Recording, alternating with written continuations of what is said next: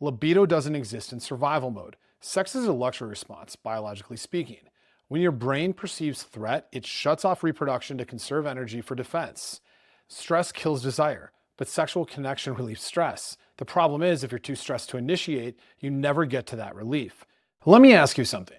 Have you ever tried to stream a movie and the connection keeps dropping? The Wi-Fi signal looks fine, the device is working, but the movie won't play. Buffering, spinning wheel, nothing happens. That's exactly what stress does to your libido. Because libido is like a Wi-Fi router. When the signal is strong and the environment is quiet, connection is easy. You feel warmth, curiosity, arousal, and intimacy, often without even trying. But stress is the equivalent of placing your body in a basement wrapped in tinfoil. It's as if your internal signal is blocked by walls of cortisol, worry, exhaustion, and chronic overload. And here's what most people don't realize. Stress isn't just a mood killer. It's a signal scrambler. It affects your physiology, your brain chemistry, your hormones, and your perception, all at once. In both men and women, chronic stress reduces sexual desire, delays arousal, and increases dissatisfaction. Not because you've lost the capacity, but because your internal connection has gone dark. So in this episode, we're going to trace how this all works. We'll walk through how chronic stress, and the hormone cortisol in particular, interferes with sexual function and desire. We'll explore what the latest science says about physiological stress, emotional patterns, and mood states. And most importantly, we'll look at what you can actually do to fix it. Because the signal isn't gone, it's just being blocked. If you've ever wondered why your sex drive used to feel spontaneous and effortless, but now it feels distant, forced, or completely missing, this is going to make sense of all of that. Let's start with the hormone that sets the tone for everything, cortisol. So to understand how stress affects libido, you first have to understand how your body prioritizes energy. Your body's number one job isn't pleasure, it's survival. And when you're under pressure, whether it's deadlines, emotional stress, conflict, or even poor sleep, your brain activates your HPA axis, releasing cortisol. That's the stress hormone. It tells your body, hold everything, we may be in danger. Now, in the short term, that's fine. Cortisol helps you focus, stay alert, and manage inflammation. But here's where it becomes a problem. Libido doesn't exist in survival mode. Sex is a luxury response, biologically speaking. When your brain perceives threat, it shuts off reproduction to conserve energy for defense. That means less testosterone, less estrogen, less oxytocin, and less dopamine. Your body cuts the connection. So let's go to the data. In one lab study, women were shown erotic material while researchers measured the cortisol. The women whose cortisol went up during the experiment, they reported a significantly lower desire, lower arousal, and lower sexual satisfaction afterward. Their female sexual function index scores were 4 to 5 points lower than women whose cortisol fell during the same experiment. In other words, a strong stress response directly blunted their sexual experience. Now take men. In a 2023 clinical study, researchers observed what happens during arousal. In healthy men, cortisol levels naturally dropped, both systemically and in penile blood. But men with erectile dysfunction, their cortisol didn't drop at all. Their stress signal remained high and the sexual response stalled out. Think about that. In men, successful arousal is biologically linked to turning down stress hormones. And if cortisol doesn't drop, erections and desire become harder to achieve. Now here's where it gets even more telling. In women with chronically low libido, studies show their daily cortisol rhythm is blunted. That means cortisol doesn't rise and fall naturally. It just stays flat. Their stress systems are dysregulated, neither activated nor relaxed. It's like the Wi-Fi router is still plugged in, but no signal is being broadcast. And in severe cases like Cushing's syndrome, a condition where cortisol is chronically elevated, loss of libido is practically guaranteed. High stress means no desire. So what's the key message? Chronic stress hijacks your hormonal pathways. It reduces sex hormone protein production, disrupts arousal signals, and tells your brain that reproduction is a bad idea. If you want to bring desire back, you have to turn off the internal alarm system.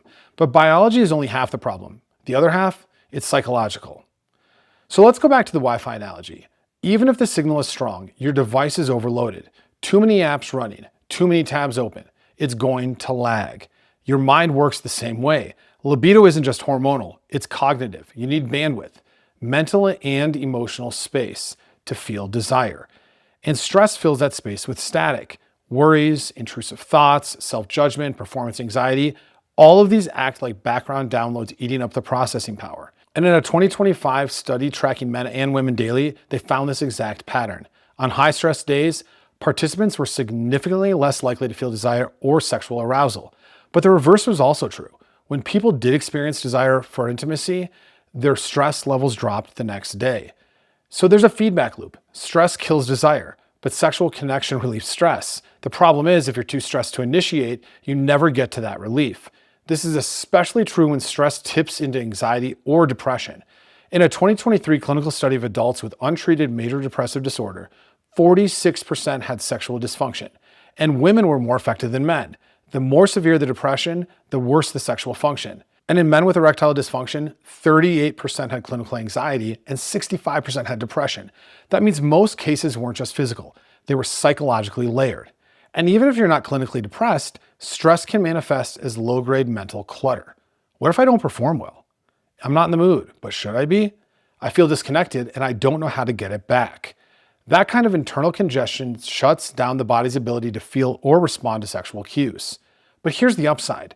Just like you can close browser tabs and free up processing power, you can create space in your mind for desire to return. That's where mind-body techniques come in.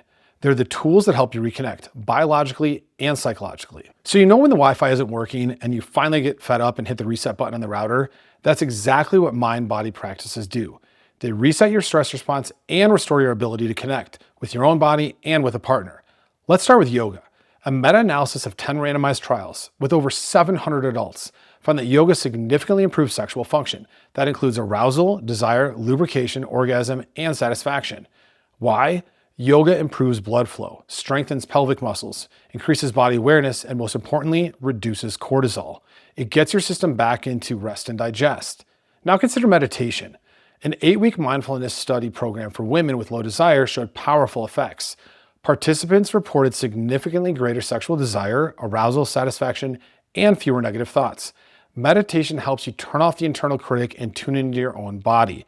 It's like noise-canceling headphones for your mind, allowing the subtle signals of desire to be heard.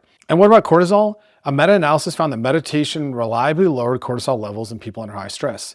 And even gentle practices like Tai Chi showed benefits in older men. Practicing 4+ times per week was associated with a lower cortisol to testosterone ratio and higher life satisfaction. These practices don't just lower stress. They recondition your nervous system for connection, safety, and pleasure. And the best part, you don't need 90 minutes a day. You just need consistency. Now, what about everyday practices to strengthen your libido signal? Now let's get practical. Because if libido is like a Wi-Fi signal, daily habits are how you boost the range and reliability of your connection. Here are 4 science-backed techniques that help reduce stress, lower cortisol, and create space for desire. So first is exercise. A randomized trial found that 30 minutes of aerobic exercise before sex, 3 times a week, improved desire and satisfaction, especially in women on antidepressants. Even outside of sex, regular physical activity boosts circulation, mood, and hormone regulation. It primes the body for connection. Number 2, breathwork. A meta-analysis of 12 trials, they showed that slow, controlled breathing reduced stress with small to medium effect size. Just 5 deep breaths before intimacy can help shift the nervous system from fight or flight to rest and receive. And next up is journaling. Writing about emotions, especially past stress or failure, has been shown to reduce cortisol spikes and improve focus under pressure. That means journaling at night or before a vulnerable moment can biologically reduce stress load and improve sexual receptivity. And lastly, social connection. Social support dampens the stress response. Holding a partner's hand, laughing with a friend, or venting with someone safe releases oxytocin, the bonding hormone. These moments reduce cortisol, create psychological safety, and strengthen emotional intimacy, all of which lay the groundwork for desire. Even a 10-minute walk, a shared cup of tea, or a silent hug can reset your emotional tone for the rest of the day. Now let's wrap it up. So first, libido is like a Wi-Fi signal. It needs clarity, openness, and low interference to function. Number 2, cortisol, your stress hormone, scrambles the signal by shutting down arousal pathways and suppressing sex hormones.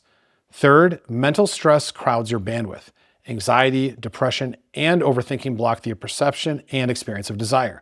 Fourth, mind-body practices reset your system. Yoga, meditation, and Tai Chi lower cortisol and reawaken your body's pleasure signals. And lastly, daily habits, things like exercise, breathing, writing, connection, they act like signal boosters. They restore the internal environment needed for libido to come back online. So if your sex drive feels like it's gone offline, don't blame your hormones.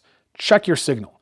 Turn off what's jamming the frequency, reboot the system, and make space, biologically and emotionally, for your body to reconnect. Because once the interference clears, the signal's still there. Desire just needs a stronger connection. And as always, I hope you enjoyed the content and I look forward to seeing the next one. Thank you.